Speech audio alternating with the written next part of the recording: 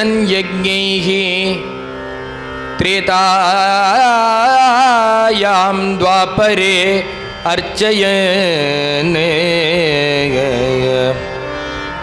த்ரேதாயாம் த்வாபரே அர்ச்சயன் யதாப்னோதி ததாப்னோதி கலு சங்கீர்த்திய கேசவம்.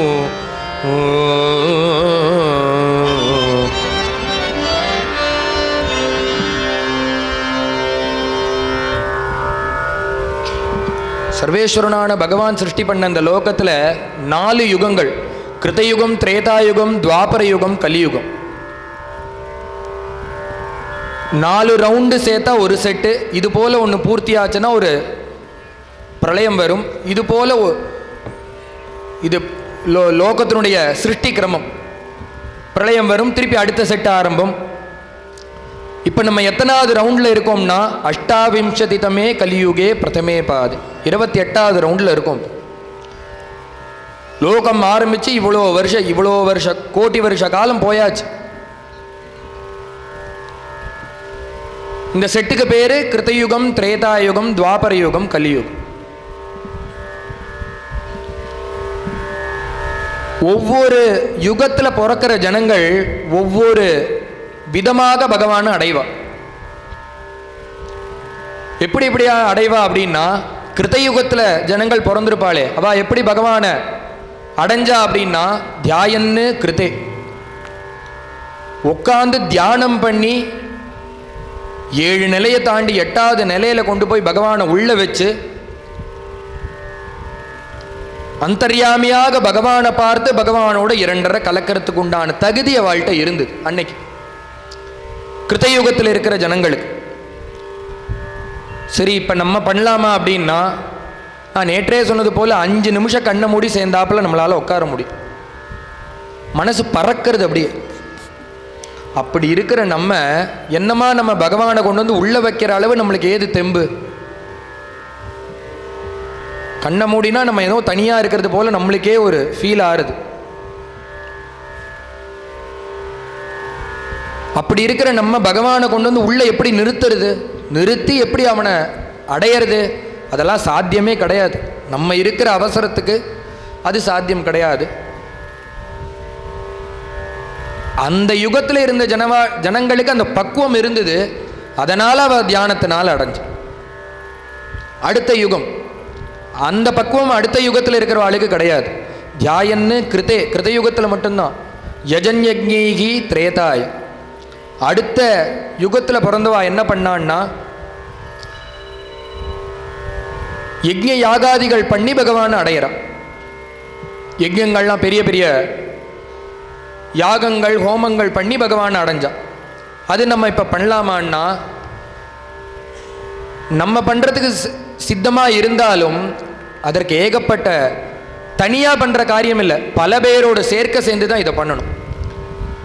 அதில் என்னென்னா, திரவிய சுத்தி, பணம் சுத்தமாக இருக்கணும், தேச சுத்தி, கால சுத்தி, பல விஷயத்தை அது எதிர்பார்க்கறது. நீ தனியாக போய் உட்காந்து தியானம் பண்ணுறது போல இல்லை ஒரு ஹோமம் பண்ணுறதுங்கிறது. பல பேரை சேர்த்துட்டு பண்ண வேண்டிய காரியம். நீ ஒழுங்காக இருந்தாலும் அவ அதில் ஒழுங்காக இருக்கணும். இல்லைன்னா அது பிரயோஜனப்படாது, 100க்கு 100 பலனை கொடுக்காது. அப்போ என்னன்னா, அதுவும் நம்மளால் பண்ண முடியாத ஒரு விஷயமா இருக்கு. ஹோமங்களோ யாகங்களோ யஜ்ஞங்களோ அது அந்த யுகத்துக்கு உள்ள ஜனங்கள் பண்ண காரியம். அது திரேதாயாம் துவாபரே அர்ச்சயன். அடுத்த யுகத்தில் பிறந்த ஜனங்கள் இருக்காளே அவ எப்படி இருந்தான்னா, அர்ச்சனத்தினாலேயே பகவான் அடைஞ்சான். பகவானை பூஜிச்சே பகவான் அடைஞ்சா. ஒரு புஷ்பத்தை எடுத்து போட்டு அர்ச்சனை பண்ணி பண்ணி பகவான் அடையிறான். புஷ்பத்தினால பகவானுக்கு ஏன் அர்ச்சனை பண்றோம்? புஷ்பத்துக்கு சுமனசுன்னு பேர். மனசை நேரடியாக எடுத்து போட முடியுமா? அதனால தான் நமஹாங்கிறது என்னன்னா, மனஹாங்கிறது தான் நமஹா. பெரட்டி போட்டால் நமஹா. நம்ம மனசை பகவான்கிட்ட அர்ப்பணம் பண்ணுறோம். சுமனசு ஏன்னா 24 மணி நேரத்தில் வாடக்கூடியதான புஷ்பங்கள். ஆனால் அதை பகவத் சரணத்தில் போட்டோன்னா 365 நாளும் வாழ்க்கை முழுக்க நம்ம மனசை வாடாமல் பார்த்தோம். புண்ணிய சம்வர்தனாச்சைவ பாபோக பரிகாரதா புஷ்கலார்த்த பிரதானாஞ்ச புஷ்பமித்யபிதீயதேங்கிற. எதனால் அதற்கு புஷ்பம்னு பேர்னா அதுலேயே அர்த்தம் இருக்கு. பண்ண பண்ண புண்ணியம் விருத்தி ஆகிட்டே இருக்கும். புண்ணிய சம்வர்தனாச்சைவ. இன்னொன்று என்னன்னா பாபோக பரிகாரதா, பாப்பங்கள்லாம் போகும். புஷ்கலார்த்த பிரதானாஞ்ச, நிறைய ஒரு புண்ணியங்களை உனக்கு அள்ளி தரும். அதனாலேயே அதுக்கு புஷ்பம்னு பேர். வாடக்கூடிய புஷ்பம் தான். ஆனால் அதை சமர்ப்பணம் பண்ணினோன்னா நம்ம மனசு வாடாமல் பகவான் பார்த்தோம். அப்படி அர்ச்சனம் பண்ணக்கூடிய விதானத்தில் அந்த ஜனங்கள் பகவானை அடைஞ்சான். அடுத்த யுகம் கிருதயுகம், திரேதாயுகம், துவாபர யுகம். 4வது யுகம் இந்த கலியுகம். எதிராக கலியுகம் பிறந்த 1ஆம் தேதின்னா பகவான் கிருஷ்ணாவதாரம் பண்ணி 125 வருஷம் இந்த பூலோகத்தில் இருந்து அப்படி கிளம்பினார். அன்னைக்கு வைகுண்ட இந்த கலியுகத்தினுடைய 1ஆம் தேதி பகவான் அப்படி கிளம்புறா. கலியுக பிரவேசம், கலிபுருஷ பிரவேசம். அன்னைக்கு தான் கலியினுடைய முதல் தேதி, 1ஆம் தேதி. இந்த கலியுகத்தில் என்ன எப்படி இருப்பா ஜனங்கள்னா, இதெல்லாம் பண்ணி அவளால் அடைய முடியாது. அப்போ என்னதான் அவளுக்கு கதி, என்ன தகுதி அவளுக்கு இருக்குன்னா, எதாப்னோதி ததாப்னோதி கலவு சங்கீர்த்திய கேசவம். பகவன் நாமத்தை ஒன்றுனால மட்டும்தான் அவளால் கரையேறும். ஏன் இதெல்லாம் பண்ண முடியாதான்னா, அது பண்ணுறதுக்கு உண்டான ஜனங்கள் இருக்க மாட்டான். அதெல்லாம் அதனுடைய மகிமை குறையலை, அது அப்படியே தான் இருக்குது. நம்மளுடைய தகுதி அந்த அளவு தொடாது. தியானம் பண்ணவும் முடியாது, யஜ்ஞயாகம் பண்ண முடியாது, அர்ச்சனை பண்ணலாமான்னா அதுவும் முடியாது. பூஜை ரூமில் உட்காந்துட்டு பகவானை கண்ணை மூடின்னு அர்ச்சனை பண்ணுறதுக்கு நம்மளுக்கு நேரம் இருக்கான்னா கிடையாது. எதுவுமே பண்ண முடியல. அப்போ என்னதான் வழி அப்படின்னா, இந்த கலியுகத்தில் பிறந்தவாளுக்கு ஒரே வழி இந்த நாமந்தான். ஏன்னா மீதியெல்லாம் எப்படின்னா, உன்னுடைய மீதி தர்மங்கள்லாம் உன்னுடைய தகுதியை எதிர்பார்க்கும். ஆனா இந்த நாமம்ங்கிறது எப்படின்னா, உன்னுடைய தகுதியை அது எதிர்பார்க்கவே பார்க்காது. நான் தேசகால நியமஹா சௌச்சா சௌச்ச விநிர்ணயா, எதுவுமே அதற்கு தேவையில்லை. என்ன ஒரே தகுதினா, வாக்கு இருந்து பேசுறதுக்கு சக்தி இருந்தா போதும், நீ அந்த பகவன் நாமத்தை சொல்லலாம்.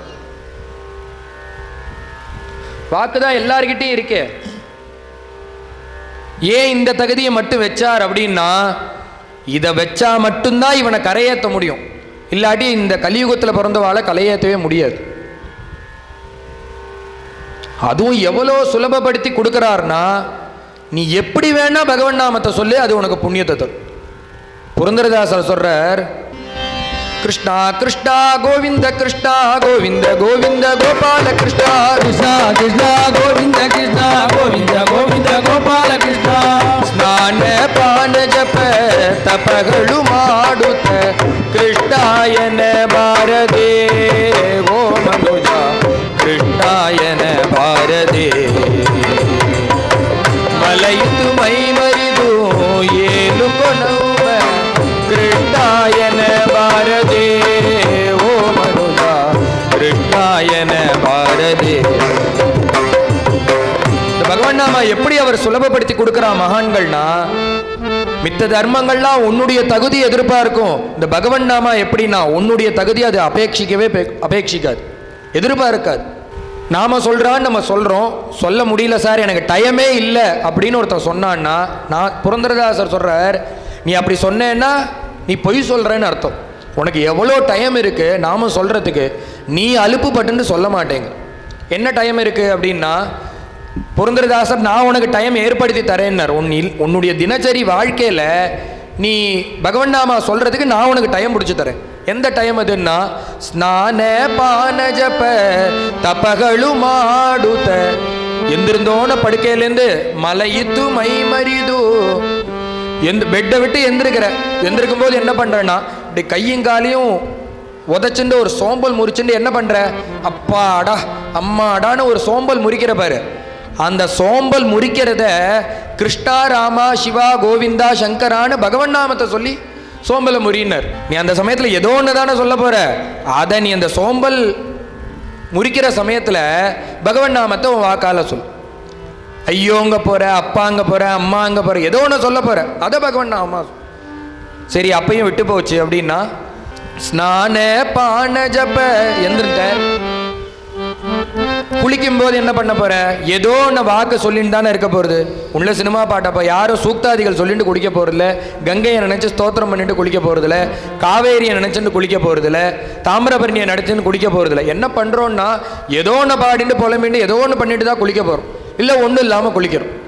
இந்த ஷவரை திறந்து விட்டு குளிக்கிற காலத்தில், இல்லை மங்க எடுத்து தலையில் முண்டு ஊத்துக்கிற காலத்தில் என்ன பண்ணணும்னா கிருஷ்ணா கிருஷ்ணா கோவிந்த கிருஷ்ணா கோவிந்த கோவிந்த கோபால கிருஷ்ணா கிருஷ்ணா கோவிந்த கிருஷ்ணா கோவிந்த கோவிந்த கோபால கிருஷ்ணா.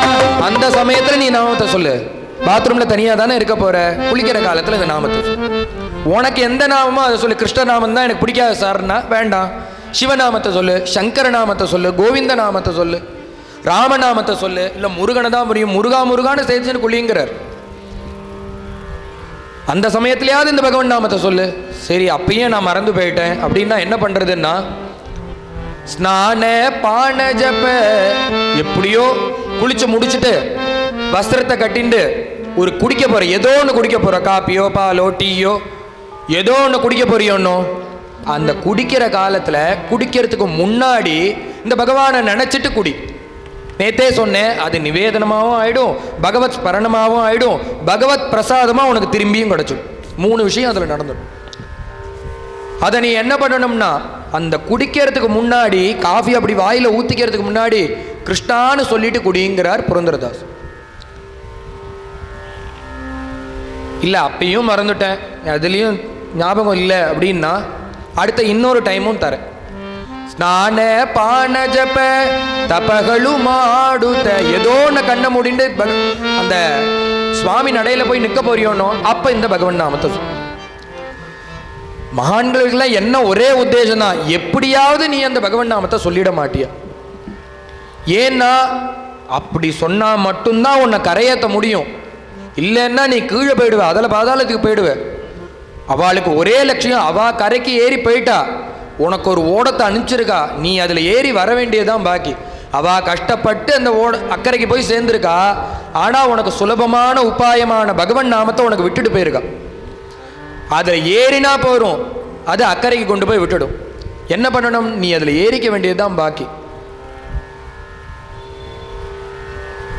அது என்ன அந்த ஓடம், என்ன ஓடம்னா ராமம்ங்கிற நாம ஓடம், ராமநாமமான ஓடம், கிருஷ்ணநாமமான ஓடம். அதில் ஏறிண்டா அக்கறைக்கு நீ சுலபமாக போய் தாண்டி விடலாம். மகான்கள்லாம் வழியை காமிச்சு கொடுத்துருக்கா. இல்லை இது எதுவுமே நான் இந்த டயத்தில் எதுலேயுமே சொல்லலைன்னார். எப்படியாவது பகவன் நாமா சொல்லுங்கிறது புரந்தரதாசர். துக்காராம் மகாராஜ் இன்னும் ஒரு படி கீழே போயிட்டார்.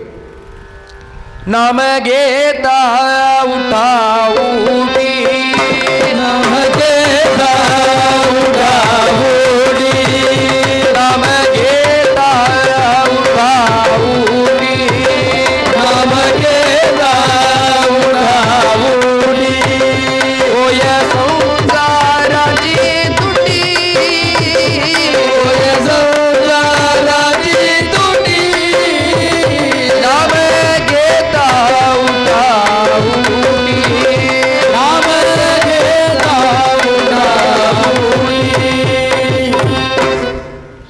இவராது ஸ்நானம் பண்ணிவிட்டு பகவன் நாமா சொல்லுனார். துக்காராம் சுவாமிகள் என்னன்னார், நீ படுக்கை விட்டு எந்திருக்கும் போதே சொல்லுனார். அவர் சோம்பல் முறிக்கும் போதுன்னார், நீ படுக்கையை விட்டு கண்ணை திறக்கிற பாரு அப்பயே சொல்லிவிடு. இல்லை பகவன் நாமா சொல்றதுக்கு ஒரு அடிப்படையான தர்மம், எந்த ஒரு தர்மம் பண்ணாலும் அடிப்படை பல் தேய்க்கணும், குளிக்கணும். அது வேண்டாமா அப்படின்னா அவசியம். அது இப்போ பகவன் நாமா கம்மியா, தகுதி கம்மியோன்னா பகவன் நாமா எங்கேயோ இருக்கு, அதனுடைய தகுதி மேலே இருக்கு. நீ இவன் என்னன்னா மகான்கள்லாம் இவனை ஒரு கருணையால சொல்றா, நீ பல்கூட தேய்க்க வேண்டாம், இந்த பகவன் நாமத்தை சொல்லுன்னு இவர் சொல்றார். அப்ப பகவன் நாமா கம்மியா? கம்மி கிடையாது. இவனை கடை தேர வைக்கணுங்கிறது ஒரே வழி, அவளுக்கு ஒரே நோக்கம். உன்னை இவனை கூப்பிட்டு நீ பல் தேய்ச்ச பிறகு, ஸ்நானம் பண்ண பிறகு, குளிச்ச பிறகு பகவன் நாம சொல்லணும்னு சொன்னோன்னா அதற்காகவே அன்னைய பொழுது முழுக்கும் இந்த குளிக்காமையே இருப்பான், இல்லை பல் தேய்க்காம இருப்பான். பல் தேய்ச்ச அடிப்படை பல் தேய்க்கிறது. பல் தேய்ச்ச அப்புறம் தான் இந்த பகவன் நாமா சொல்லணும்னா நாள் முழுக்க பல் தேய்க்காமையே ஆற்றுல உட்காந்துட்டு இருப்போம். இல்லை குளிச்சுட்டு தான் சொல்லணும்னா குளிக்காமையே உட்காந்துட்டு இருப்போம். அடிப்படை தர்மம் குளிக்கிறது, பல் தேய்க்கிறது. மகான்கள்லாம் பார்த்தா நீ அப்பயாவது சொல்லணுங்கிறதுக்காக நீ அதை ஒரு காரணமாக சொல்லாத, அது கூட நீ பண்ண வேண்டாம். இந்த பகவன் நாமத்தை எந்திருந்த உடனே படுக்கையிலேருந்து எந்திருக்கிற காலத்திலே இந்த பகவன் நாமத்தை சொல்லிக்கும். ஏன்னா உன் தகுதி எதிர்பார்த்தா நீ கரையேறவே முடியாது. அந்த நாமா உனக்காக இறங்கி வந்து தகுதியே இல்லைனாலும் ஒன்று அது இழுத்துன்னு போகும், மேலே இழுத்துன்னு போகும். அப்படி போனாலே ஒழிய உன்னை கரை சேர்க்க முடியாதுன்னு தெரியும் மகான்களுக்கு. கலியில் அந்த நாமா மட்டும்தான். அதனால் அந்த நாமத்தை நம்மளுக்கு கொடுத்துட்டு போயிருக்கா. அதை என்ன பண்ணணும்னா கெட்டியாக நம்ம பிடிச்சிக்கணும். பகவான் மேலே விஸ்வாசம் இருக்கணும், பக்தி இருக்கணும். அப்படி நம்பி இந்த பகவன் நாமத்தை சொல்லினோமே ஆனால் நம்பினோர் கைவிடப்படாருங்கிறார். இது என்னன்னா நான்முறைகள் தீர்ப்பு. வேதங்கள்லாம் இவ்வளோ கோஷம் பண்ணுறதே என்ன கடைசியிலன்னா நம்பினவா யாரும் கைவிடவே மாட்டா. பகவானை நம்பினவா ஒரு பொழுதும் வீணாகவே போக மாட்டான். மித்தவாளை நம்பி வீணா போனவா சரித்திரம் நிறைய உண்டு. இந்த பகவானை நம்பி வீணா போனவா சரித்திரம் என்றைக்குமே கிடையாது. சார் பக்கத்தாத்துக்காரனை நம்பினே அவர் கை விட்டுட்டான், எய்த்தாத்துக்காரனை நம்பினே கை விட்டுட்டான். கஜேந்திரன் என்ன பண்ணா? அது மாதிரிதான் மற்றவாளை நம்பினா வீணா போச்சு. பகவானை நினைச்ச உடனே பகவானை அனுகிரகம் பண்ண. என்ன பண்ணணும்னா விஸ்வாசத்தோட பகவானை நம்பணும், அவனுடைய நாமத்தை சொல்லணும். நம்பினா பகவான் காப்பாற்றுவாரான்னா காப்பாத்தின சரித்திரங்கள் தாண்டா இவ்வளோ. சொல்லி மாளுமா பகவானுடைய அனுகிரகத்தை.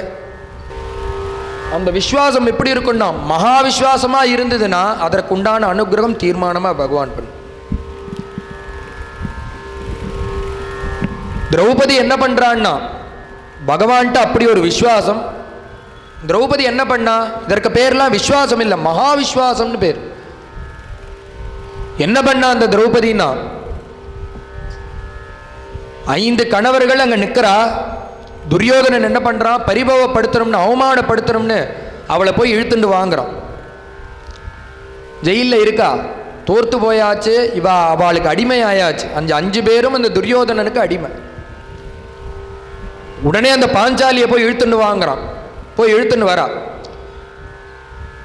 தன்னுடைய புத்தி சக்தியினால முதல்ல இந்த வஸ்திரத்தை பிடிச்சி விடாங்கிறான்.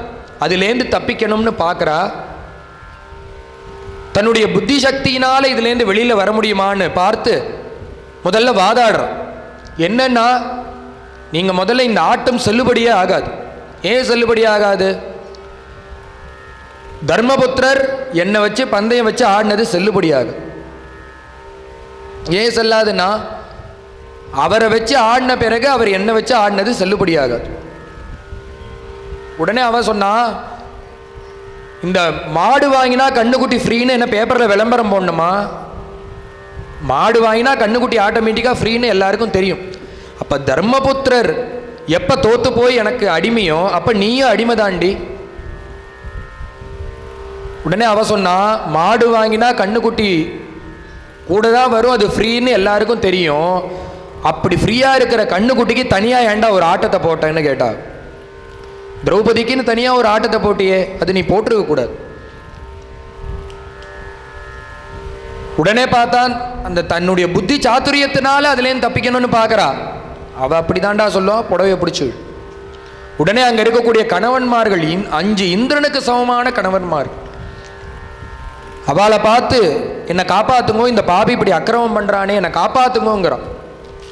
அவர்கள்லாம் பீமனுக்கு 10,000 யானையினுடைய பலம் இருக்கு. ஆனால் தர்மபாஷ பத்திரர்களாக தர்மத்துக்கு கட்டுப்பட்டு 5 பேரும் கையை கட்டி தலையை குனிஞ்சு நிற்கிறான். முதல் சுத்த பிடிச்சி இழுத்துட்டோம் துரியோதன். உடனே அங்கே இருக்கக்கூடிய பெரியவா இருக்காளே, பீமர், பீஷ்மர், துரோணர், கிருப்பர், சல்யர் முதலிய மகான்கள்லாம் அங்கே இருக்கா.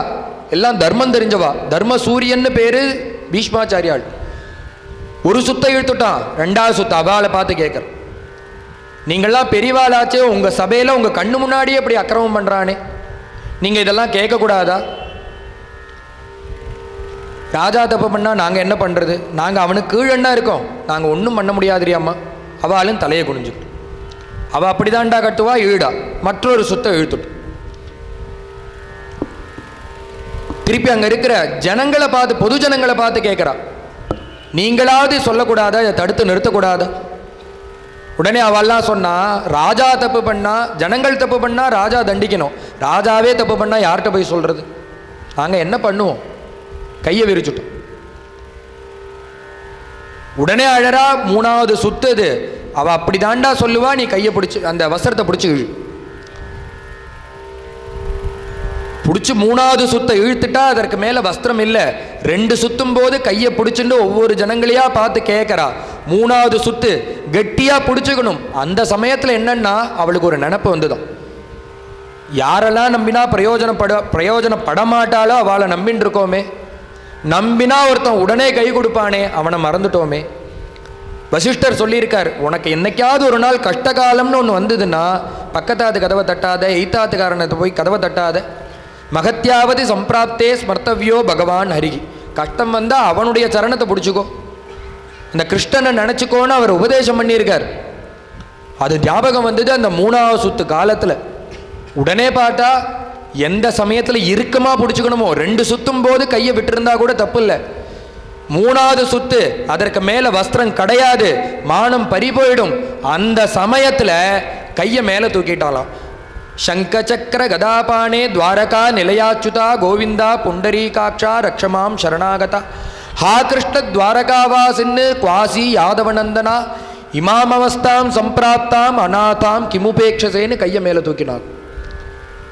2 சுத்துல தூக்கல, 3ஆவது சுத்துல 2 சுத்த பிடிச்சிருந்தா அப்ப விட்டுருந்தா கூட தப்பு இல்லை. 3ஆவது சுத்துல இறுக்கமா பிடிச்சிக்க வேண்டி இருக்கிற காலத்துல பகவானுடைய நினப்பு வந்து கையை எடுத்துட்டாலும்.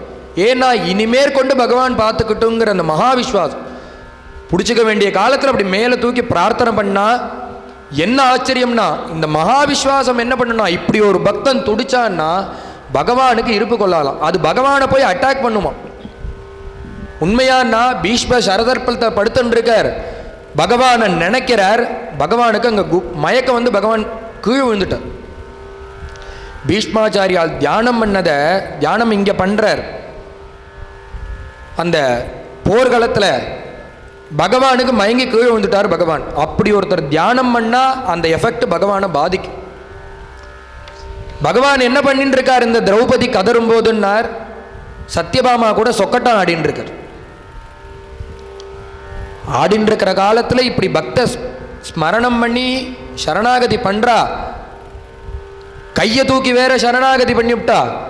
பகவான் ஆடிண்டே இருந்த பகவானுக்கு குப்புன்னு வேர்க்கிறது, கண்ணு இருட்டிண்டு வருது, என்னமோ பண்றது பகவானால சொல்ல முடியும்.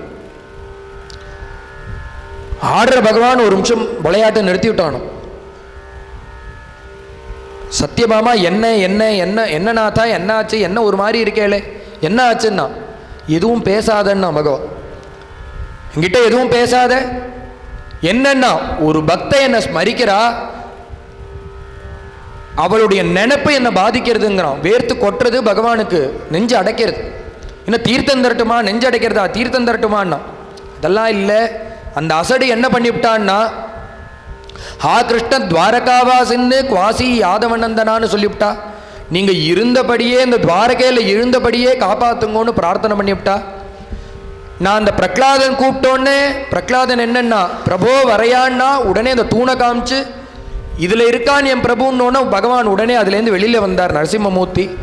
நான் அந்த பிரபுன்னு தெரியாதபடிக்கு இந்த அசடு என்ன பண்ணிட்டா, நான் வரத்துக்கு லேட் ஆகும்னு நினச்சிட்டு ஹா கிருஷ்ண துவாரகாவாசின்னு அங்கேருந்தே என்னை காப்பாற்றுங்கோ, இந்த அவஸ்தையிலேருந்து என்னை மீட்டு கொடுங்கோ, இந்த அசத்துக்கிட்டேருந்து என்னை காப்பாற்றுங்கோ அப்படின்னு பிரார்த்தனை பண்ணிவிட்டா. எனக்கோ அந்த பக்கத்தில் போய் திரௌபதி அநாதாம் கிமுபேக்ஷசேங்கிறா, நீ அநாதை இல்லடி, அங்கே போயிடணும். போய் அந்த சபையில் போய் நீ அநாதை இல்லடி, சர்வ ஜெகநாதனான நான் உனக்கு இருக்கேன்னு ஆறுதல் சொல்லி அந்த பக்தைக்கு அனுகிரகம் பண்ணி அந்த வஸ்திரத்தை இழுத்துன்னு இருக்கானே அந்த பாபியினுடைய கையை வெட்டணும். இழுக்க சொன்னானே அவனுடைய நாக்கை வெட்டணும். வெட்டி அந்த பக்தைக்கு அனுகிரகம் பண்ணணும்னு எனக்கு ஆசை. ஆனால் இந்த அசட ஆகிருஷ்ட துவாரகாவாசன்னு இருந்த இடத்துலேருந்து அனுகிரகம் பண்ணுங்கோங்கிறது. நான் வரத்துக்கு லேட் ஆகும்னு நினச்சிட்டு என்னால் இப்போ அங்கே போக முடியல, ஆனால் அந்த பக்தையை ரட்சணை பண்ணி ஆகணும், என்ன பண்ணுறதுன்னு தெரியல, பேசாத ஒரு நிமிஷம் நான். உடனே பார்த்தார், பகவானுக்கு என்ன சர்வசக்தன் இல்லையா பகவான், அந்த அந்த சொக்கட்டான எடுத்தார், அக்ஷயம்னு அடிச்சார். அவர் வாக்குலேருந்து அக்ஷயம்னு இப்படி புறப்பட்டது. என்னாச்சுன்னா அந்த துஷாசன் பாபி கை வலிக்கிற அளவு வஸ்திரம் வந்துட்டே இருக்கு. என்ன மிச்சம்னா பரிபவப்படுத்தணும் மானபங்கப்படுத்தணும்னு நினைச்சவாளுக்கு அவா பரிபவப்பட்டது தான் மிச்சமாச்சு. எண்ணம் நிறைவேறவே இல்லை. எதனால பகவான் காப்பாத்தினான்னா அந்த மகா விஸ்வாசம். எப்ப பிடிச்சுக்கணுமோ அப்ப கையை தூக்கி அநாதா கிமுபேக்ஷசேம்னாலே அந்த சமயத்தில் பிடிச்சுக்கணும். ஆனால் அந்த சமயத்தில் பிரார்த்தனை பண்ணாலும் கையை தூக்கி நம்மளா இருந்தால் என்ன பண்ணுவோம்னா மூணாவது சுத்தினா இன்னும் இறுக்கமாக பிடிச்சிப்போம். அந்த சமயத்தில் அவள் கையை விட்டுட்டு பகவானேன்னு சரணாகதி பண்ணாலும் அதை தான் பகவான் கேட்குறான். அந்த சரணாகதி தான் வேணும். அப்படி நீ பண்ணிவிட்டையானா அதை ரட்சிக்க வேண்டியது பகவானுடைய பொறுப்பு. நீ அப்படி சரணாகதி பண்ணா உன்னை ரட்சணை பண்ண வேண்டியது அவனுடைய பொறுப்பு. ரட்சணை பண்ணுவானான்னா திரௌபதியை ரட்சணை பண்ணியிருக்கானே.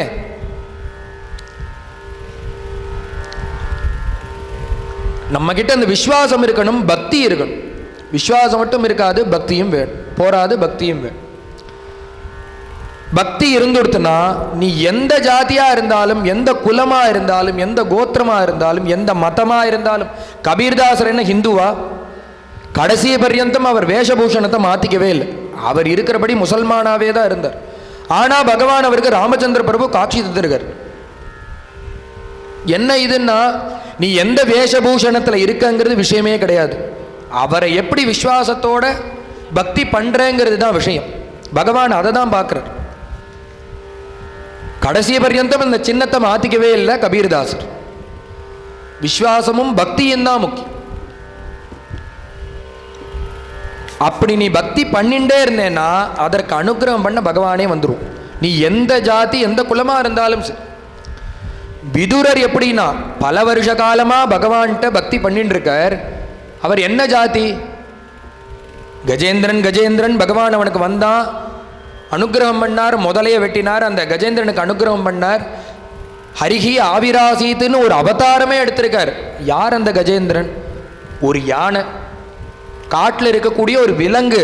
அந்த விலங்குக்காக பகவான் வரும்போது மனுஷனான நீ பக்தி பண்ணா அவர் வரமாட்டாரான்னு ஆழ்வார் சொல்றார். யானைக்கு அருள் செய்தமையாள். யானைக்கே கிருப பண்ற, எனக்கு பண்ண மாட்டியா நீ? அந்த யானைக்கு என்ன குலம் இருந்ததா, கோத்திரம் இருந்தா, படிப்பு இருந்ததா, நல்ல சம்ஸ்காரம் இருந்தா? எதுவுமே கிடையாது. பகவானை பக்தி பண்ணதுங்கிறத ஒன்றை தவிர வேறு எதுவுமே இல்லை. அதற்காக தான் பகவான் வந்து குதிக்கிறான். விதுரர் என்ன ஜாதி? ஒரு தாசி புத்திரன் விதுரன். குறைஞ்ச சம்பளத்துக்கு அந்த துரியோதனுடைய மந்திரி சபையில் இருக்கக்கூடிய மந்திரி இந்த விதுரர். ஆனா பகவான்கிட்ட அலாதியான ஒரு பிரியம், ஒரு பக்தி பிரேம. பகவான் அப்படி தூதுக்கு வரார். துரியோதனன்ட்ட தூது சொல்றதுக்காக வரார். பஞ்சபாண்டவா பட்சத்துக்காக அவா பக்கத்துல இருந்து அந்த வீதியில நடந்து வரார். அஸ்தினாபுர வீதியில வர காலத்துல பார்த்தா அவரை எதிர்கொண்டு அழைக்கணும். துரியோதனன் பார்த்துருக்கான், அங்க இருக்கிறவாளெல்லாம் அனுப்பிச்சிருக்கான். அவனுடைய மந்திரி சபையில் இருக்கிறவாளெல்லாம் போய் அனுப்பிச்சு எல்லாரும் பகவானை ஆரவாரப்படுத்தி கூட்டின்னு வரா. பெரிய பெரிய பதவியில் இருக்கிறவா, ஒரு பக்கம் துரோணர், ஒரு பக்கம் பீஷ்மர், ஒரு பக்கம் கிருப்பர், எல்லாரும் இருக்கா. க்ஷத்ரிய குலத்தில் பிறந்தவர் பீஷ்மர், பிராமண குலத்தில் பிறந்தவர் துரோணாச்சாரியாள். பகவானோட 2 கையை பிடிச்சுன்னு அப்படி நடந்து வரா. நடந்து வந்தா பெரிய பெரிய மாளிகைகள்லாம் வருது அந்த அஸ்வினாபுரத்தில். அஸ்தினாபுரத்து வீதியில் பெரிய பெரிய மாளிகை. உடனே பகவான் கேட்கிறார், இவ்வளோ பெரிய மாளிகையா இருக்கே, இது யாரு பீஷ்மரே, இது யாருடையது? உடனே அந்த பகவானுடைய கையை பிடிச்சுட்டு இருக்கிற பீஷ்மர் என்ன பண்ணார்? கையை உதறினார், விட்டார். சுவாமி, இது என்னுடைய மாளிகை, நான் எனக்காக கட்டின்னு இருக்கிற மாளிகை, நீங்க அவசியம் உள்ள வந்துட்டு போ. அது யாருடைய மாளிகையோ அவரை பார்த்து தான் பகவான் கேட்பார். துரோணர் மாளிகையை பீஷ்மர்ட்டையும் கேட்க மாட்டார், பீஷ்மருடைய மாளிகை வரும்போது துரோணாச்சாரியால்ட்டையும் கேட்க மாட்டார். யாருடைய வீடு வருதோ அவரை பார்த்து தான் கேட்பார். இப்போ வந்திருக்கிறது பீஷ்மருடைய வீடு. உடனே பகவான் பக்கத்தில் இருக்கக்கூடிய பீஷ்மரை பார்த்து கேட்குறான், என் மாளிகை தான், என் வீடு தான், நீங்கள் உள்ளே வந்து எழுந்தருளிட்டு போகணும். பகவான் சொன்னார், இப்போ டைம் இல்லை, நான் அப்புறமா வரேன். திருப்பி நடக்க ஆரம்பித்தேன். 10 அடி போனார். இந்த பக்கம் ஒரு பெரிய மாளிகை வருது. துரோணாச்சாரியாலே, இது யாருடைய வீடு? கையை விட்டார். சுவாமி, இது என்னுடைய வீடு தான். பகவான் உள்ள வரணும், அனுகிரகம் பண்ணணும். டைம் இல்லை, அப்புறமா வர. கிருஷ்ணன் மேல நடக்க ஆரம்பிச்சு. அங்க போனா துரியோதனன் நிற்கிறான். நேர் சம்பந்தி, பகவானுக்கு நேர் சம்பந்தி துரியோதன். சம்பந்தி ஆத்துல கூப்பிடுறான் துரியோதன், நீங்க உள்ள வந்துட்டு போகணுங்கிறான். சுவாமி சொல்லிட்டார், இப்ப டைம் இல்லை, அப்புறமா வர. வந்ததே இந்த காரியத்துக்கு தான். அதையும் தாண்டி பகவான் நடந்து போயிட்டே இருக்கு. இவர் எங்க தான் போறார்? இத்தனை பேரையும் உதறி தள்ளிட்டு இவர் எங்கடா போறார்?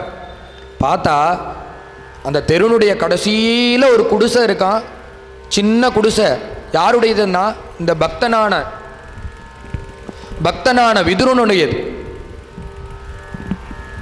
உடனே அந்த தெரு முனைக்கு வந்துட்டார் பகவான். அங்கும் இங்கும் தேடி அங்கே வந்தாச்சு. உடனே அந்த துரியோதனனுக்கு பிரஸ்டீஜ் இஷ்யூவாக போயிடுது, கௌரவ பிரச்சனையாக போயிடுது. என்னன்னா, நேர் சம்பந்தி கூப்பிட்றான், ஆற்றுக்கு வந்து கை நினைக்காம போகிறார். உடனே பகவான் சொன்னா, நீங்கள் இங்கே வந்து சாப்பிட்டுட்டு தான் போகணும்னா. சாப்பிட்றதெல்லாம் என்னோட பர்சனல், அது வேணுன்னா வந்து சாப்பிடுவேன், சாப்பிடாம போவேன். அதெல்லாம் என் சொந்த சௌகரியம், நீ சொன்னதுக்காக சாப்பிட முடியாதுன்னு போயிட்டே இருக்க. கடைசிக்கு நடைய கட்டினா கடைசியில் ஒரு குடிசை. போய் பார்த்தா அந்த குடிசை வாசலில் போய் பகவான் நிற்கிறார். போய் நின்றுட்டு கேட்கிறார், இந்த குடிசை யாருடையது? இந்த குடிசை யாருடையது? இந்த குடிசை யாருடையதுன்னு கேட்கிறார். அங்க இருக்கிறவாள்லாம் பக்கத்தில் துரோணன் நிற்கிறார், பீஷ்மன் நிற்கிறார், எல்லாரும் நிற்கிறா. பெரிய பெரிய மாளிகையெல்லாம் சொன்ன வாயினால இதை எதுக்கு சொல்லணும்? எல்லாரும் மௌனமா பேசாம இருக்கு. அதை எதுக்கு போய் நம்ம சொல்லணும்? பேசாம இருக்கு. ஒரு தடவை ஆச்சு, பகவான் கேட்கிறார், இது யாருடைய வீடு, யாருடைய குடிசை? 3 தடவை ஆச்சு, கேட்டுட்டே இருக்கார். யாருமே பதில் சொல்லல. பார்த்தா அந்த கூட்டத்தை விளக்கிண்டு பரம பக்தனான விதுரன் வந்து பகவானுடைய சரணத்தில் விழுந்தான். யாருடைய வீடு, யாருடைய வீடுன்னா, இது என்னுடைய பிரபுவான கோபாலனுடைய வீடுன்னு சொல்லிட்டு வந்து காலில் விழுந்தான். எல்லாரும் கூப்பிட்டுருக்கா, நேர் சம்பந்தி கூப்பிட்டுருக்கா. அப்பெல்லாம் உள்ள போகாத பகவான் உடனே பார்த்தான், என்னுடைய அம்மா யசோதை அம்மா நான் இந்த அஸ்தினாபுரம் வந்தா எனக்கு தங்கறதுக்காகவே ஒரு வீடு வாங்கி வச்சிருக்காளா? எனக்கு இது தெரியவே தெரியாது. எங்க அம்மா வாங்கி வச்ச வீடான்னா கேட்டுட்டே அந்த குடிசைக்குள்ள பிரவேசம் பண்ணிட்டு உள்ள போனா அந்த பக்தன், பரம பக்தனான விதுரனுக்கு கையும் ஓடல, காலும் ஓடல. ஏன்னா நித்தியபடி விக்கிரக ஆராதனம் பண்ணிட்டு இருக்கிறவன் அந்த பிரபுவே கரச்சரணத்தோட நேரா வந்து நிற்கிறார், கை காலோட வந்து நிற்கிறார். அவர் நித்தியபடி 2 பூவம்பழம், அதுவும் அவிஞ்சு போன பூவம்பழத்தைப்படி வச்சு நிவேதனம் பண்றார். அத பூஜையில வாங்கிட்டு இருக்கிற பிரபு இன்னைக்கு கரச்சரணத்தோட ஆத்துல வந்து நிற்கிறார். பார்த்தா கை காலெல்லாம் உதறது, என்ன பேசுறதுன்னு தெரியல, வாயெல்லாம் தழுதழுத்து போறது. அவர்கிட்ட நம்ம பார்க்க முடியுமா? அவர்கிட்ட பேச முடியுமா? அவர் பக்கத்தில் நிற்பாரா? அவர் நம்ம கூட பேசுவாரா? இப்படி யோஜனை பண்ணிட்டு இருக்கிற ஒரு பக்தனுக்கு அவ ஆத்துக்குள்ளாரே வந்து நடுக்கூடத்தில் நின்னா இந்த பக்தனுக்கு என்ன ஆகும்? உடம்பெல்லாம் வெலவெலத்து போகிறது. உடனே சுவாமி என்ன பண்ணார்? ஆஸ்வாசப்படுத்தி அந்த பக்தனுக்கு அனுகிரகம் பண்ணணும்னு முடிவு பண்ணார். ஆஸ்வாசப்படுத்தினார். குடும்பத்தோடு வந்து சேவிச்சு, பகவானே நீங்கள் என் கூட பாப்பேலாம், என் கூட பேசுவேலான்னு நினச்சேன், என் ஆற்றுக்கு வந்து உட்காந்துருக்கேலே, பரம அனுகிரகம், நான் தன்யோஸ்மின்னா. உடனே சுவாமி சொன்னார், அதெல்லாம் இருக்கட்டும், ரொம்ப கலப்பாக இருக்கு, நான் ரொம்ப தூரமாக தெருக்கோடியிலேருந்து நடந்து வரேன், அதனால் ஏதாவது சாப்பிட்றதுக்கு இருந்தால் குடுறா விதுரான்னார். இந்த ஷாக்லேருந்து அவர் இன்னும் வெளியில் வரல. ஏதாவது சாப்பிட்றது கொடுன்னா என்னத்தை கொடுக்கறது? இன்னும் அவர் பார்த்தார், பையை தூக்கின்னு மஞ்சள் பையை தூக்கின்னு வாசலுக்கு போனார். இந்த ஜோலி கூடாது, நீ என்ன வச்சிருக்கியோ அதை எனக்கு கொடு. தத்குருஷ்வம் அதர்ப்பன். வாத்து பூஜையில் என்ன பண்ணிட்டு இருக்க, உனக்கு என்ன பண்ணியிருக்க, அதை எனக்கு கொடு. அவருக்கு சங்கோச்சம். இதை கொண்டு போய் கொடுத்தா துவாரகாதீசன் பகவான் இதை சாப்பிடுவானா? என்ன பண்ணியிருக்கா? அன்னைக்கு கஞ்சி பண்ணியிருக்கா வாத்தி.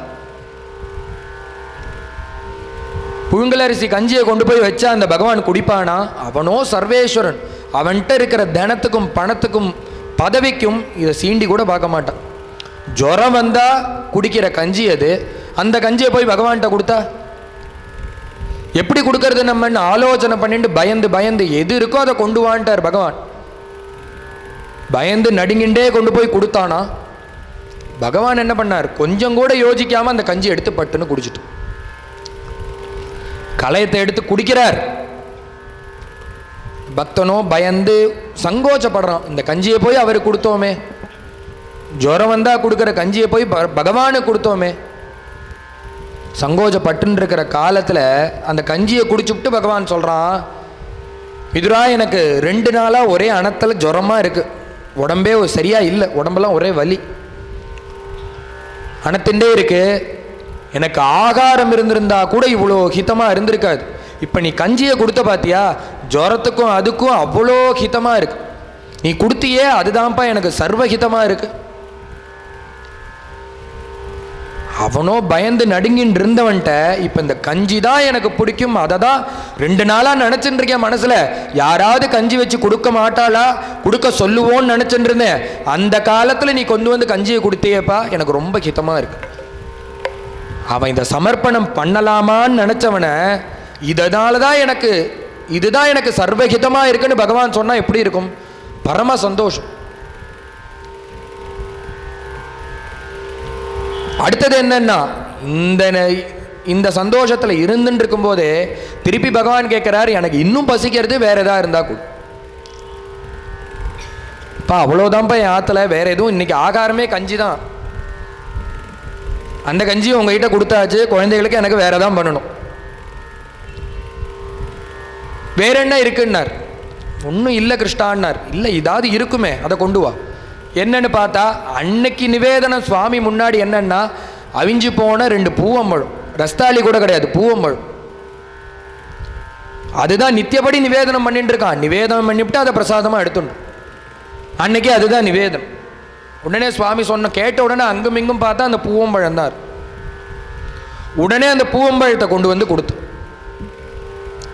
பிரபு போய் இந்த பூவம்பழத்தை சாப்பிடுவாரா தெரியலையே, இதை போய் நம்ம அவளுக்கு சமர்ப்பணம் பண்ணுறோமே, பயந்துண்டே கொண்டு வந்து நடுங்க கொடுத்தானா. ஏதோ கொடுக்கவாது கிடச்சிதே, நம்ம பார்க்க முடியுமா பேச முடியுமான்னு நினச்சோம். அவன் ஆற்றுக்கு வந்தான், நமஸ்காரம் பண்ணோம், அனுகிரகம் பண்ணான், கஞ்சி கொடுத்தோம், குடித்தா. கஞ்சியை குடித்தது மட்டும் இல்லை, ஒரு பழத்தையும் கேட்குறான், அதையும் கொடுத்துட்டு இவ்வளோ கிடச்சிதேன்னு அதை கொடுத்துட்டு பரம அனுகிரகம் நம்மளுக்கு கிடச்சிதேன்னு மனசில் நினச்சிட்டு சந்தோஷப்பட்டுண்டு குடும்பத்தோட குழந்தைகளோடு அப்படி பிரதட்சிணம் பண்ணி நமஸ்காரம் பண்ணுவோன்னு பிரதட்சிணம் பண்ணுறான் அந்த பரம பக்தனான விதுரன். பகவான் மத்தியத்தில் இருக்கார், அவனை சுற்றி பிரதட்சிணம் பண்ணுறானா இந்த பக்தனான விதுரன். அவ குடும்பத்தோட பண்ணுற காலத்தில் பார்த்தா இவனோ மெய்மறந்து கண்ணை மூடிண்டு பகவானே பகவானே கிருஷ்ணா கோவிந்தான்னு நாமத்தை சொல்லிண்டு இப்படி பண்ணிட்டு இருக்கா, பிரதட்சிணம் பண்ணிட்டு இருக்கான் அந்த பக்தன். காலில் பார்த்தா ஏதோ தட்டுப்பட்டுட்டே இருக்கு, குழன்னு ஏதோ தட்டுப்படுறது. என்னடா அது குழன்னு ஏதோ தட்டுப்படுறதே, என்னன்னு பார்ப்போமேன்னு பார்த்தா கண்ணை திறந்து பார்க்குறான், பூவம்பழம் அவன் கொடுத்தது முழுக்க கீழே கிடக்கு. ஆகா, நம்ம பகவானுடைய அந்த பரவச நிலையில் அவன்கிட்ட உள்ள பக்தியில் மயங்கி போய் பகவான்கிட்ட பழத்தை கொடுக்கறதுக்கு பதிலாக தோலியை கொடுத்துட்டோம் போல இருக்கே. அந்த பக்தன் பயந்து போயிட்டான், என்ன ஆச்சுன்னே தெரியலையே, பழெல்லாம் கீழே கிடக்கே, நம்மளால மிஸ்டேக்கோ அப்படின்னு பயந்து போய் பார்க்குறான். பார்த்தா பகவான் அதை தோலியை சாப்பிட்டுன்னு இருக்கார். உடனே பகவான்கிட்ட போய், பகவானே கிருஷ்ணா உனக்கு நெஞ்சை அடைக்கிறதா, தொண்டை அடைச்சுன்னு இருக்கா, நெஞ்சை பதப்பதைக்கிற நெஞ்சை அடைச்சுன்னு இருக்கா, ஜலம் தரட்டுமா, என்ன ஏன் இப்படி சாப்பிட்டீர்னா உடனே அவர் சொன்னார், விதுரா நீ சொன்ன பிறந்தான் நான் தோலியை சாப்பிட்டேங்கிறதே தெரியுது. நான் நினச்சிட்டு இருக்கேன் பழம்னு, ஆனால் நீ சொல்கிற தோலின்னு. உண்மையா என்னன்னா நீ பழத்தை கொடுத்துருந்தா கூட இவ்வளோ டேஸ்ட்டாக இருந்திருக்குமான்னு தெரியல, நீ கொடுத்த தோலி தாண்டா அதை விட டேஸ்ட்டாக இருக்குன்னு. என்னன்னா உன்னுடைய பக்தி ரசம் இருக்கே அது மேலிட்டு போயிடுது. அதனால் நான் பழம் சாப்பிட்டேனா தோல் சாப்பிட்டேனான்னு எனக்கே தெரியல. பழத்தை காட்டிலும் சுவையாக இருந்தது எதுன்னா அந்த தோலி தான். ஏன்னா பகவான் எதை பார்ப்பார்னா இந்த பக்தியை தான் பார்ப்பார். பார்க்கறதில்ல, மதம் பார்க்கறதில்ல. என்ன அவர் எதிர்பார்க்கிறார்னா, காதலாகி கசிந்து கண்ணீர் மல்கி ஓதுவார் நம்மை நன்னறி உய்ப்பதும் வேதம் நான்கிலும் மெய்ப்பொருளாவது நாதன் நாமம் நமசிவாயம். என்ன பண்ணணும்னா காதலாகி கசிந்து கண்ணீர் மல்க, நீ கண்லேந்து 2 சொட்டு ஜலம் விடுற பாரு, அதை தான் அவன் எதிர்பார்க்க. கிருஷ்ணான்னாலோ ராமானாலோ பரமேஸ்வரனாலோ சம்போனாலோ மகாதேவானாலோ உன் கண்ணுலேருந்து 2 சொட்டு தண்ணீர் வருது பாரு, அதுதான் அவன் எதிர்பார்க்குற ஒரு விஷயம். அது வந்துடுமான்னா பல கோடி ஜென்மங்களில் நீ சொல்லி அந்த நாமத்தை சொல்லி சொல்லி சொல்லி சொல்லி புண்ணியத்தை குவிச்சிருந்தா ஏதோ ஒரு ஜென்மால கிருஷ்ணான்னா கண்லேருந்து ஜலம். தானோவிரத தபோஹோம ஜபஸ்வாத்தியாய சம்யமைகி ஸ்ரேயோபிகி விவிதைச்சான்யைகி கிருஷ்ணே பக்திரிகி சாத்தியதே. பல கோடி ஜென்மங்களில் இதெல்லாம் பண்ணியிருந்தோம், தானம் யஜ்யம் ஜபம் ஹோமம் எல்லாத்தையும் பண்ணியிருந்தா ஒரு ஜென்மால அது சித்திக்கும். எது சித்திக்கும்னா கிருஷ்ணே பக்திரிகி சாத்தியத்தை, கிருஷ்ணான்னா கண்லேருந்து ஜலம். அதற்கு என்னன்னா பல கோடி ஜென்மால இந்த நாமத்தை சொல்லி சொல்லி சொல்லி அந்த மனசு அந்த நிலையை அடையணும். கண்ணை மூடி கிருஷ்ணான்னா ஜலம் வரணும்னா எப்பேற்பட்ட நிலை, அதற்கு பல கோடி ஜென்மாக்கள் ஆகும். அதை தான் பகவான் சொல்கிறான், நீ உருக்கி நெஞ்சைங்கிறார். நீ அந்த நெஞ்ச ஹிருதயத்தை சமர்ப்பணம் பண்ணணும். கண்ணை மூடி நினச்சா பகவானுடைய திருவடி தெரியணும். இந்த திருவுள்ளத்தை அவனுக்கு மனசு வாக்கு காயம் 3த்தையும் பகவத் அர்ப்பணம். பகவான்கிட்ட பக்தி இருக்கணும், விஸ்வாசம் இருக்கணும். அப்படி நீ விஸ்வாசத்தை வச்சுட்டேன்னா பகவான் என்ன சொல்கிறான்னா அம்பரீஷ சரித்திரத்தில் சொல்கிறான், அகம் பக்தபராதீனா அஸ்வதந்திர இவத்விஜாங்கிறார். அப்படி ஒருத்தன் பக்தி பண்ணி என் மேலே மகா விஸ்வாசம் வச்சுட்டான்னா அவனுக்கு நான் அடிமைங்கிற. அடிமைன்னா எப்படின்னா அந்த பக்தன் என்ன சொன்னாலும் நான் கேட்பறான்னா கேட்ட சரித்திரம் தான் இந்த பக்த விஜய மகாகாவி. நாமதேவர் பல பக்தால் அழிச்சுட்டு டெல்லிக்கு போகிறார். போன இடத்துல 200 பக்தா, நேற்றே சொன்னேன் அந்த கபீர்தாசர் சரித்திரம். அந்த கபீர்தாசருடைய பிள்ளையான தமாலுடைய தலையை வச்சு இப்படி தடவினார், எந்துட்டார். எந்திரா தமால்னார், எந்துட்டார். இதற்கு முன்னாடி ஒரு லீலை இருக்கு. ஏன் அப்படி தடவி கொடுத்து எந்திரன்னு எந்திருக்கிறார்னா பகவான் அப்படி ஒரு அனுகிரகம் பண்ணியிருக்கார். என்ன அனுகிரகம்னா டெல்லியில் இவா பகவன் நாம சங்கீர்த்தனம் பண்ணிட்டு வர காலத்தில் மிளேச்ச ராஜா என்ன பண்ணா, இப்படி பகவன் நாமா சொல்லக்கூடாது. பகவான் பகவான்கிறே, யாரா பகவான்? இல்லை, என்னுடைய பிரபு பாண்டுரங்கன், கிருஷ்ணன், சர்வேஸ்வரன், பரமேஸ்வரன், இவாளுக்கு தான் பகவான்னு பேர். என்ன பண்ணுவான் அவங்க பகவான்னா? என்ன பண்ண முடியாது அவனால் எல்லாம் பண்ண முடியும். சர்வசக்தன், கர்த்தும் அகர்த்தும் அந்யதா கர்த்தும் சக்தன். எல்லாம் முடியுமா அவங்க பகவானால்? எல்லாம் முடியும்.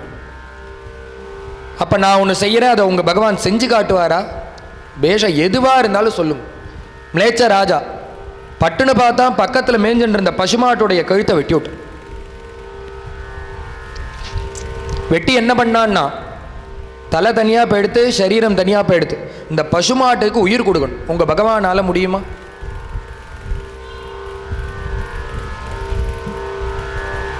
பேஷா முடியும்.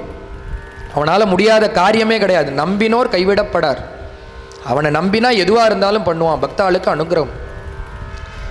சரி, அப்போ பண்ண சொல்லு. எவ்வளோ நாளில் பண்ணுவான்? எப்போ பண்ணுவான்? எவ்வளோ நாளில் பண்ணுவான்னா 3 நாளில் பண்ணுவான்.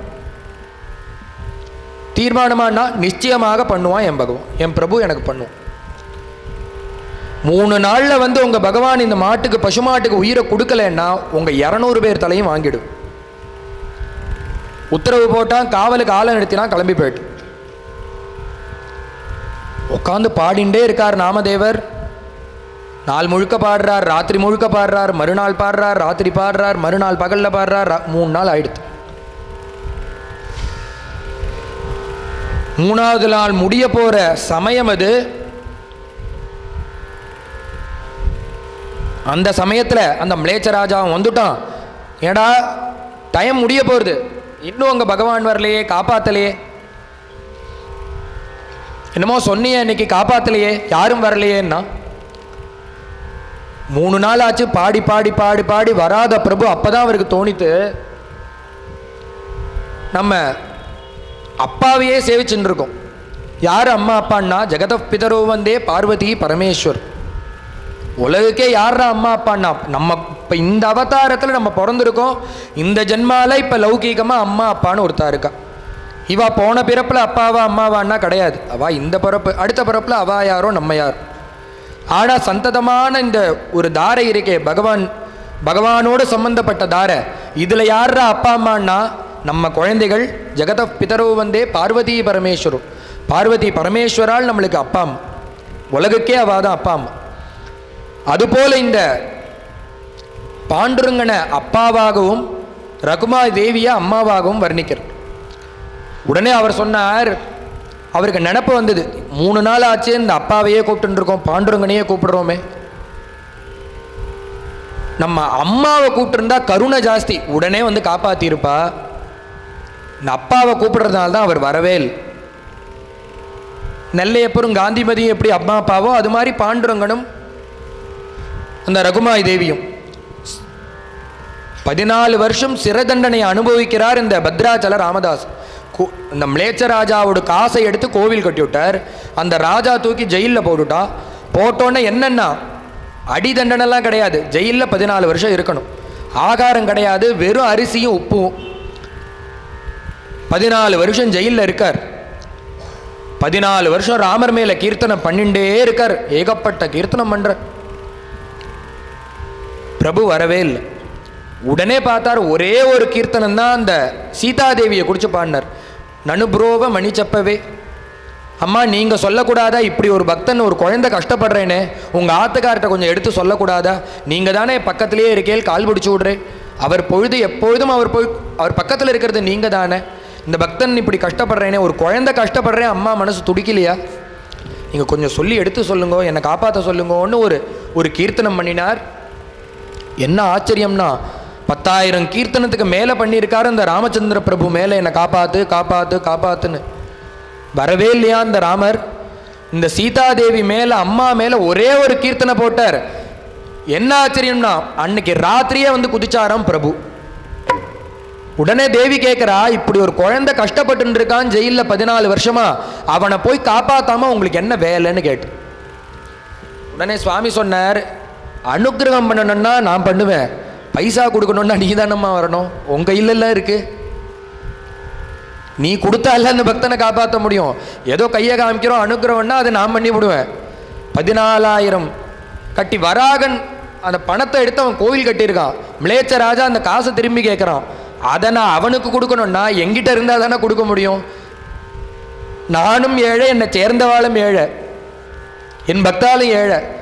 பணம் வேணும்னா யாருன்னா நீ கொடுத்தா தானமா உண்டு, அதனால் நீ கொடுத்தா கொண்டு போய் கொடுக்குறேன்னார்.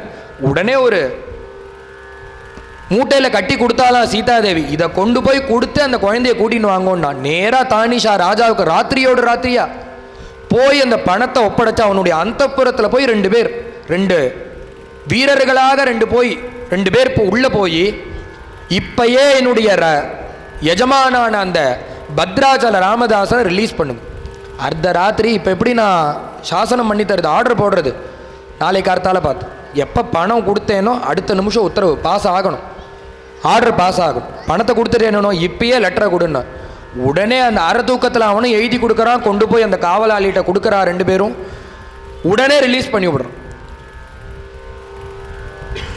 உடனே தானிஷா வந்து பார்த்து யாருன்னு தெரிஞ்சுக்கிறார். அப்புறம் தான் தெரியறது வந்தது யாருன்னா ராமச்சந்திர பிரபுவும் அந்த சாட்சாத் லக்ஷ்மண சுவாமியும் வந்து ஜெயிலேருந்து ரிலீஸ் பண்ணி கொண்டு போயிருக்கா.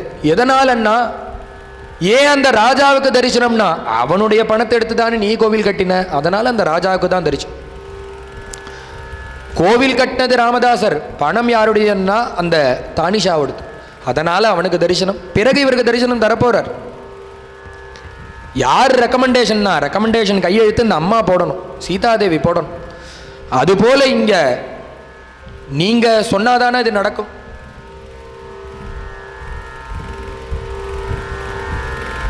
தேவி நீங்க சொன்னாதானே நடக்கும்.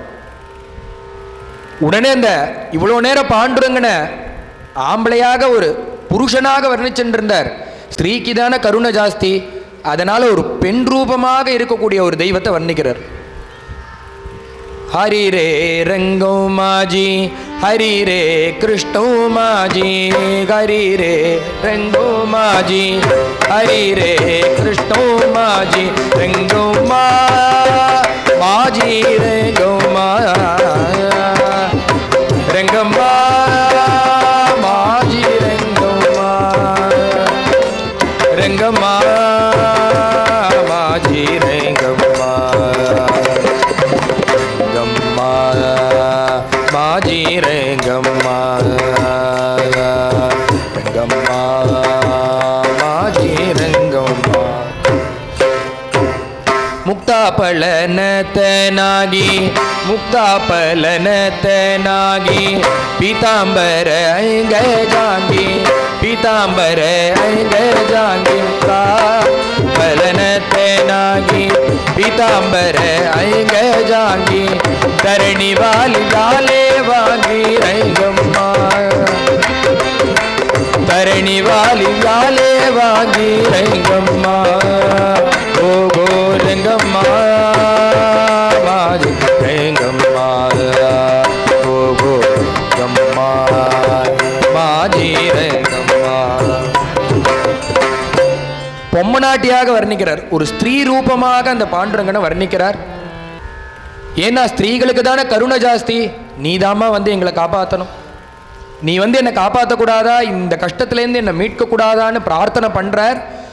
என்ன ஆச்சரியம்னா ஸ்திரீ ரூபமாக அப்படி அபங்கத்தை பாடி பூர்த்தி பண்ணார். தாசாம் ஆவிரபோச்சௌரிகின்னு பகவான் வந்து முன்னாடி குதிச்சுட்டு குதிச்ச உடனே பகவான் அவசரப்படுத்துறார். அப்பா மணி ஆயிடுத்துறா, அந்த மிளேச்சராஜா சொன்ன டைம் தாண்ட போடுறது, கிடுகிடுன்னு அந்த சரீரத்தையும் அந்த தலையும் சேர்த்து வை, நான் வச்சா போருமா, நீ வச்சா போரும், நீ பண்ணாலே அது ஒட்டிக்கும், கிடுகிடுன்னு பண்ணுன்னு விரட்டுறார் சுவாமி. உடனே அந்த நாமதேவர் கேட்டார், இந்த அவசரம் 3 நாளாக எங்கே போச்சுன்னு கேட்டார். உனக்கு என்னமோ இப்போ பிடிச்சி ரொம்ப பரபரங்கிறியே, 3 நாளாக காட்டு கத்தா கத்தின்னு இருக்கேன், நீ வரவும் இல்லை அனுகிரகமும் பண்ணல, இப்போ வந்து என்ன விரட்டுறியே.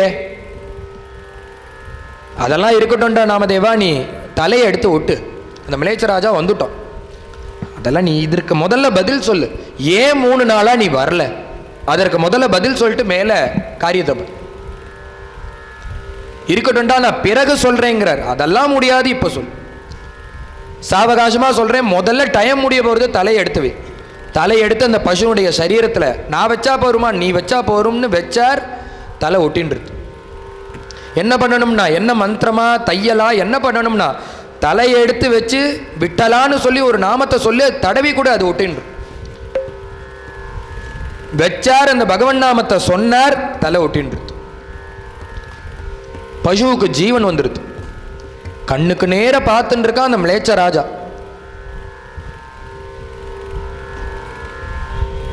ஏன்னா சத்தியமா பண்ணி காமிச்சுட்டாரோனோ. உடனே அத அந்த பகவான்கிட்ட கேட்கிறார், இப்ப எனக்கு காரணத்தை சொல்லு, ஏன் நீ வரல 3 நாளா, ஏன் வரலன்னு கேட்குறிய, தப்பு என்னோடதா உன்னோடதாடான்னார். உன் மேல தப்பு வச்சுன்னு என்ன கேள்வி கேட்குறியே. அந்த மிளேச்ச ராஜா அவங்ககிட்ட கேட்டான், தலையை வெட்டி போட்டு எவ்வளோ நாளில் வந்து பகவான் உனக்கு அனுகிரகம் பண்ணுவான், உங்கள் பிரபு எப்படா காப்பாற்றுவான், உங்கள் ஹிந்து மத கடவுள் எப்படா வந்து காப்பாற்றுன்னு கேட்டான். நீ என்ன பதில் சொல்லியிருக்கணும். சர்வசக்தன்னு சொன்ன பிறகு நாள் எதுக்கு, மணி எதுக்கு, இந்த க்ஷணம் தோ இப்போ கூப்பிட்டேன்னா இப்போ வந்து காப்பாற்றுவான்னு இல்லடா பதில் சொல்லணும். என் கடவுள் அப்பேற்பட்ட கடவுள்னு சொல்லணும். சர்வசக்தன் அப்படின்னு சொல்ல வேண்டியிருக்க, சர்வசக்தன்னு சொல்லிவிட்டு 3 நாள் ஆகும், நீ தானடா டைம் கொடுத்த, நீயே 3 நாள்னு சொன்ன பிறகு நான் எதற்கு அதை மாற்றணும். அதனால தான் 3 நாள் கழிச்சு வந்து நீ என்ன சொல்றியோ அதற்காக தான் அனுகிரகம் பண்ணு. நீ எந்த அளவு பக்தி பண்றியோ அதற்கு உண்டான அனுகிரகம். அதுலேருந்து என்னன்னா நாமதேவர் வாக்குலேருந்து எது வந்தாலும் நாமதேவர் வருத்தப்படுறார். என்ன நீ இப்படி கதற பண்ணிவிட்டு? அதுலேருந்து நாமதேவர்கிட்ட பகவான் ஒரு வாக்கு கொடுத்தார், நீ என்ன சொன்னாலும் அதை நான் அப்படியே செய்வேன். அதனால தான் அடுத்த லீல அந்த கபீர்தாசருடைய பிள்ளையான தமால தலையை வச்சு தடவி கொடுத்து எந்திரான்னார், எந்துட்டார். சொன்னா அடுத்த லீல கோரா கும்பருக்கு கையை போயிடுத்து இந்த நாமதேவர் ஜால்ராவை கொடுத்து, கையில்லாத ஒரு பக்தர் நாமதேவர் தோல்லேருந்து இப்படி ஜால்ராவை எடுத்து கொடுத்து புடிங்கோ கோரா கும்பரேங்கிறார்.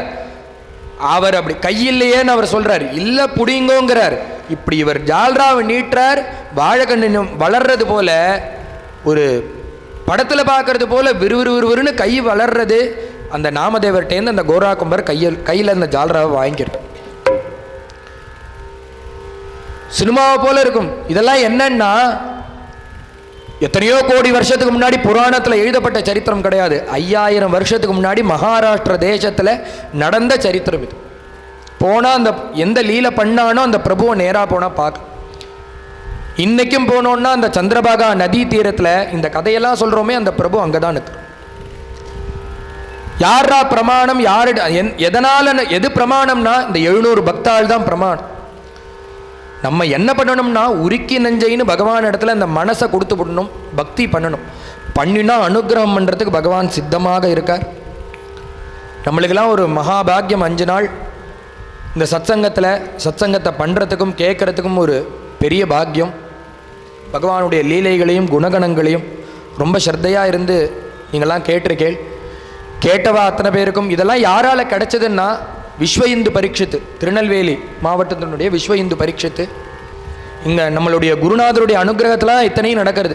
அவர் போட்ட பிச்சை தான் இன்றைக்கி 2 வாக்கை திறந்து நம்ம இந்த பகவன் நாமத்தை சொல்கிறோம், கதையை சொல்கிறோன்னா அவர் போட்ட பிச்சை விட்டல்தாஸ் மகாராஜோட அனுகிரகம் தான். நம்ம குருநாதர் இன்னைக்கு சென்னையில், இன்றைக்கி அவருக்கு அங்கே தான் பூர்த்தி ஆகுது. தொடர்ந்து 7 நாள் அந்த சென்னையில் ஒவ்வொரு இடத்துல சத்சங்கம் நடந்துட்டுருக்கு. அதற்கு நடுப்புற வந்ததுனால இவர் தெரிவித்தார். உடனே அண்ணாட்ட ஒரு பர்மிஷன் வாங்கிட்டு கிளம்பி நம்ம இங்கே வந்து சத்சங்கம் பண்ணிட்டு இருக்கோம். அவருடைய அனுகிரகத்தில் இந்த சத்சங்கம் ரொம்ப நன்னா சிறப்பாக நடந்தது. இருந்தாலும் தெரிஞ்சவா வந்து இருந்து இந்த ஸ்ரத்தையாக இருந்து கேட்டவா அத்தனை பேருக்கும் பகவானுடைய பரிபூர்ண கிருபா கடாட்சம் கிடைக்கணும்னு நானும் பிரார்த்தனை பண்ணிக்கிறேன். விஸ்வ இந்து பரீட்சித்து முதன்மையாக இருந்து செயல்பட்டு இந்த சத்சங்கத்தை ஏற்பாடு பண்ணி கொடுத்துருக்கா. அதற்கு மேல் கொண்டு சபா ஆறுமுகம் சார் முன்னே நின்று இந்த சபாவை நம்மளுக்கு கொடுத்து உதவி பண்ணியிருக்கார். அவருக்கும் பகவானுடைய பரிபூர்ண கிருபா கடாட்சம் கிடைக்கணும்னு நானும் பிரார்த்தனை பண்ணிக்கிறேன். இந்த விஸ்வ இந்து பரீட்சத்தில் இருக்கக்கூடிய அத்தனை பேரும் யார் யாரெல்லாம் இந்த கண்ணுக்கு தெரியாமல் பல பேர் இதற்கு ஒத்துழைச்சு காரியம் பண்ணியிருக்கா, அவளுக்கும் பகவானுடைய அனுகிரகம் கிடைக்கணும்னு நானும் பிரார்த்தனை பண்ணிக்கிறேன். அசோக்ஜி தான் எல்லாரும் சேர்ந்து பண்ணினாலும், டீம் ஒர்க்காக இருந்து பண்ணினாலும் என்கிட்ட ஃபோன் பண்ணி இப்படி ஒரு சத்சங்கம் வச்சுக்கணும்னு என்னை கூப்பிட்டு எல்லாரும் பண்ணியிருக்கா. யாரும் பின்னாடி திரைக்கு பின்னால்ங்கிற மாதிரி ஒவ்வொருத்தரும் ஒவ்வொரு இடத்துல இருந்து காரியம் பண்ண. ஒருத்தா பிரசாதம் கொடுக்குறா, ஒருத்தா வெளியில் போய் பார்க்க வேண்டிய காரியத்தை பார்த்துக்கிறா, ஒவ்வொருத்தரும் ஒவ்வொரு விதமான காரியத்தை பார்த்துக்கிறா. இருந்தாலும் எங்கிட்ட பேசி முன்னோடு அதுக்கு இனிஷியேட்டிவாக உள்ள காரியங்கள்லாம் எடுத்து பண்ணது நம்ம அசோக்ஜி தான். அவருக்கும் பகவானுடைய கிருபா கடாட்சம் பரிபூர்ணமாக கிடைக்கணும்னு நானும் பிரார்த்தனை பண்ணிக்கிறேன். வந்து ஸ்ரத்தையாக கேட்ட அத்தனை பக்தாளுக்கும் பாண்டுரங்கனுடைய ரகுமாய் தேவியினுடைய நெல்லைப்பருடைய காந்திமதி அம்மாவுடைய பரிபூர்ண அனுகிரகம் கிடைக்கணும்னு நானும் பிரார்த்தனை பண்ணிக்கிறேன். மங்களோ ருக்மிணி ரமணாய ஸ்ரீமதி மங்களோ ரமணீய உதயே மங்களோ ஸ்ரீமத் உஷாய சாதியே மங்களம் கோபாய ஜெயமங்களோ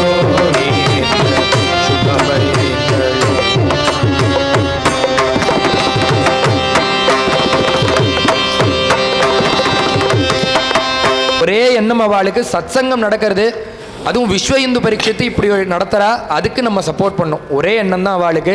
பகவான் நாம பைசாவை கொடுத்துலாம் இவாளை வர வச்சிட முடியாது. அவள்லாம் இதை விட தாண்டின பிஸியாக இருக்கிறவா. இப்படி ஒருத்தர் எடுத்து ஒரு சத்சங்கம் நடக்கும்போது நம்மளால் ஆன உபகாரத்தை நம்ம பண்ணணுங்கிறதுக்காக அவளும் என் கூட 3 நாள் இருந்து சகாயம் பண்ணி கொடுத்துருக்கா. அவளுக்கும் இந்த கிருத்தஜதையை தெரிவிச்சுக்கிறேன். बोला पुंडली कवरदा समस्त सद्गुरुनाथ महाराज गोपिका जीवन स्मरणम जानकी कांत स्मरणम पार्वती பதையே சமஸ்த சாதுமண்டலிக்கு ஆஞ்சநேய மூர்த்திக்கு. அதில் இன்னொன்று என்னென்னா, இந்த ஆறுமுகம் மாமா எப்படி சபாவை கொடுத்து நம்மளுக்கு உபகாரம் பண்ணாரோ, நம்ம பாஸ்கர வாத்தியார் இருக்காரே, அவாத்துலேருந்து தான் நித்தியபடி எனக்கு ஆகாரம். ஒவ்வொருத்தர் ஒவ்வொரு உதவி பண்ணிட்டு இருக்கா, காரியம் பண்ணிட்டு இருக்கா, ஹெல்ப் பண்ணிட்டு இருக்கான்னு சொன்னேனே, அதில் அவர் வாத்தியார்பா எனக்கு அவாத்துலேருந்து ஆகாரம், நானும் அவாத்துக்கு போய் சாப்பிட்டேன், அவாத்துலேருந்து ஆகாரம் கொடுத்து அனுப்பினா. இது போல் பலவிதமான, ஏன்னா சங்கம்ங்கிறது என்னென்னா பக்தாக சங்கம் வச்ச அந்யோன்யம், எல்லாம் சேர்ந்தாதான் ஒரு சங்கம். கண்ணுக்கு தெரிஞ்சு பல பேர், கண்ணுக்கு தெரியாமல் பல பேர் சேர்ந்து இந்த சத்சங்கத்தை நடத்தியிருக்கா. அத்தனை பேருக்கும் பகவானுடைய கருணை கிடைக்கணும்னு நானும் பிரார்த்தனை பண்ணிக்கிறேன். யோ வேதாம் பிரம்மணோ வேதா அமிர்தேனாவிருதாம்புரீம் தஸ்மை பிரம்மஜ பிரம்மாஜ ஆயுர்கீர்த்திம் பிரஜாந்ததுஹ. வேதோ வேதவிதவ்யங்கோ வேதாங்கோ வேதவித்கவிः லோகாத்யக்ஷ சுராத்யக்ஷ தர்மாத்யக்ஷ கிருதா கிருதः. சதமானம் பவதி சதாயுः புருஷः சதேந்திரியः ஆயுஷ்யேவேந்திரியே பிரதிதிஷ்டதி. சத்குரு சுவாமினः ஜெய். उदार तुम्ही संत माय बाप कृपावत.